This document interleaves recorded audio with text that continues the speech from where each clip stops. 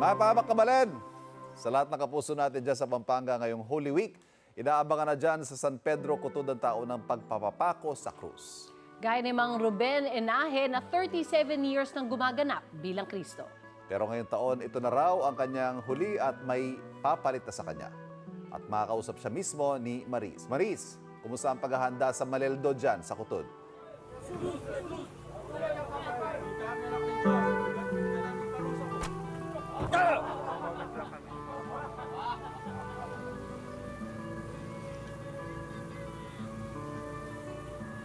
Jesus, sa puso ko. Nandang kasakit ka bahit para sandin ka na akong anak. Inisalo ko may bugi ang maspa. Hinawa akong mapapatad. O Diyos, yung pang malagod.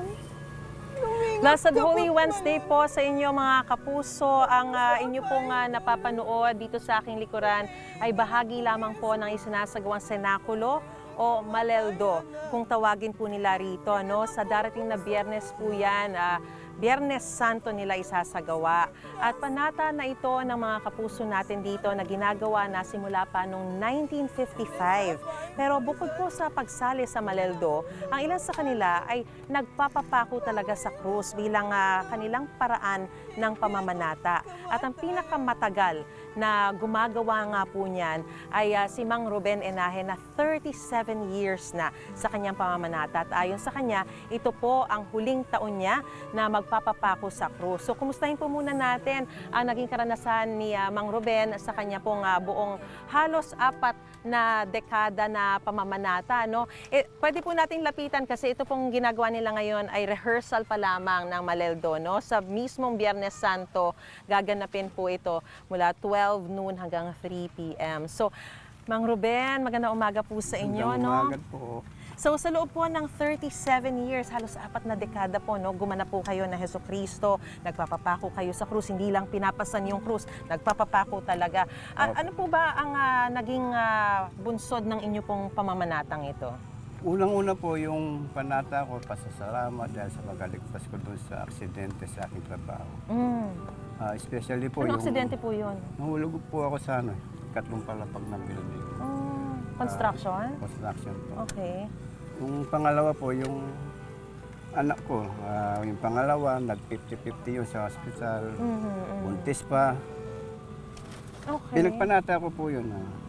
Wala man po 5 minuto nung pinagdasal ko siya, 50-50. Naging maganda naman po kinalabasan ng yung dasal ko sa kanya. Sa ngayon po, yung anak ko yun na nasa ibang bansa ngayon nagkatrabaho. Oh, good. Very good. Good to hear that. So, yun din po ba yung dahilan nyo kung bakit kahit sinasabi po ng simbahang Katolika ay hindi nila ini-encourage yung ganitong klase ng pamamanata, yung mismong pumapako sa krus, pwedeng magdasal na lang daw po ng taimtim. Talagang ginagawa nyo pa rin po ito, taon-taon. Opo, kasi po ito yung nakagisna na namin. Hindi pa ako pinapanganak, pati yung mga pari na nagsasabi na hindi nila kine-encourage ito sa mga ibang tao. Kaya kahit ano pong mangyari, pagpapatuloy po namin ito. Dahil ito po ang aming nakagisna talaga. At ngayon na po yung huling taon po ninyo na magpapapako po kayo sa krus. Ano po ba yung mga hindi nyo malilimutang bahagi o ng inyong karanasan sa loob ng almost 40 years? Ito na po talaga yung huling pagpapako. Dahil po? Dahil po sa nakiusap lang talaga yung ating mahal na kapitana na gagawin ko itong uli para yung pag-turnover ko sa susunod na gaganap na Kristo ay maging mapayapa. 65 years old na po kasi kayo, 65 years old na po, tsaka may dinaramdam na rin po ako ngayon. Okay. So, nandito po yung ilan sa mga memorabilia, no, ng inyo pong pamamanata. So, Opo. ito po yung inyo pong crown of thorns na talagang may thorns talaga din Medyo, yan. May tinik din po yan, no? So, talagang tumutusok din po sa ulo. Kahit wala niyo. pong matinik na masyado, pero ito pong mga nakikita nyo na nakaumbok na ito, masakit po yan. Tsaka ito po yung pako, talagang ganito. Gaano po kahaba ba to? Ilang Tatlong pulgada ba to? pulgada po ito, 3 pulgada. Talagang ituturok po Tutusok talaga po. yan. Tutusok po sa Tatama inyo. po talaga sana Ay, oo, kahoy. napakatulis. Opo. Eh, gano'ng kasakit po yun? Ay, masakit po. Kailangan, pag napako na, sigaw ka talaga. Pero napansin ko po, wala po kayong mga sugat o Wala ni po. peklat Wala sa po. inyo pong mga palad. Ano Wala po kaya ang dahilan po nito? Yan po, itanda na ang aming mga pinapanata at dalangin na ay sincere sa aming puso talaga. Ano po ang pakiramdam ninyo na huling taon nyo na po ito? Medyo mamimiss natin na ang ating ginagawa dahil ilang dekada na natin ginagawa ito.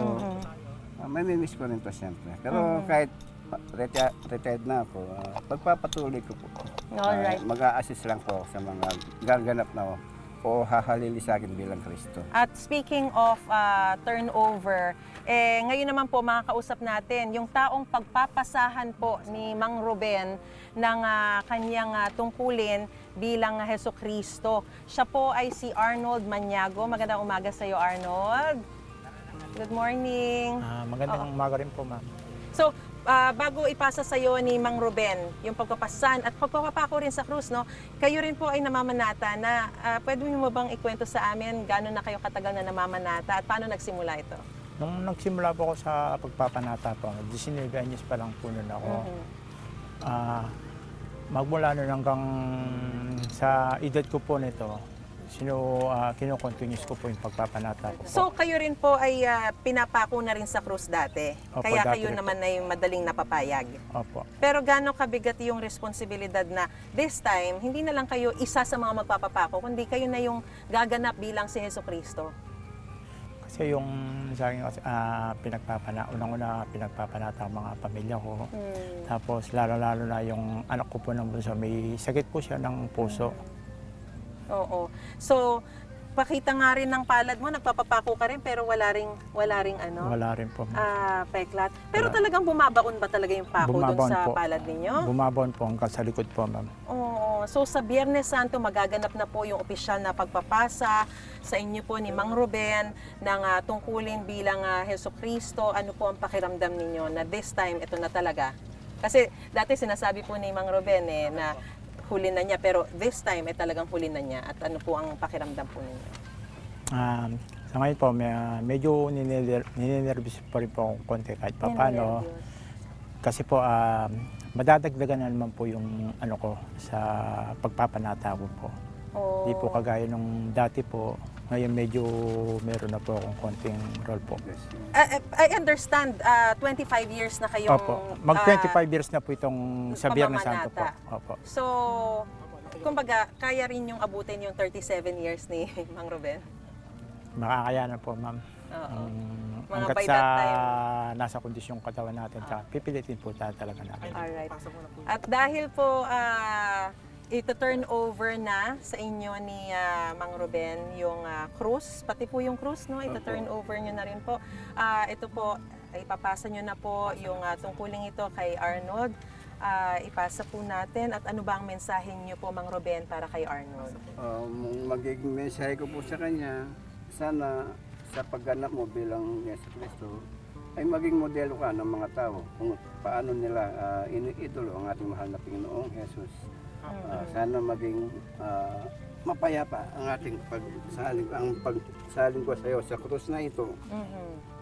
So, Sa susunod na taon, pasanin ayan po, mo. makinig po. Sana magiging maganda ang kalalabasan ng pagsalin ko sa iyo sa krus na ito. So, good luck po sa inyo, sa inyo pong pamamanata. Maraming salamat po, Mang Maraming Ruben. Maraming salamat po, Arnold. So, yan po mga kapuso, pinakita po sa atin yung kanila pong dedikasyon ni Mang Ruben sa halos 4 na dekadang pamamanata. At ganun din po si Arnold, 25 years na rin po, no? At yan po ay sa gaganapin pong senakulo o Maleldo sa Biyernes Santo po. Magaganap po yan mula 12 noon hanggang alas 3 po ng hapon dito po sa Barangay San Pedro Cotod, dito po sa San Fernando, Pampanga. So, yan po muna ang pinakasariwang balita. At of course, wini-wish po namin ang lahat ng maluwalhati at banal na pag-alala sa Biyernes Santo po. God bless po at balik po tayo sa studio. Ikaw, hindi ka pa nakasubscribe sa GMA Public Affairs YouTube channel? Bakit? Mag-subscribe ka na, dali na, para laging una ka sa mga latest kwento at balita. I-follow mo na rin ang official social media pages ng Unang Hirit. Salamat, Kapuso.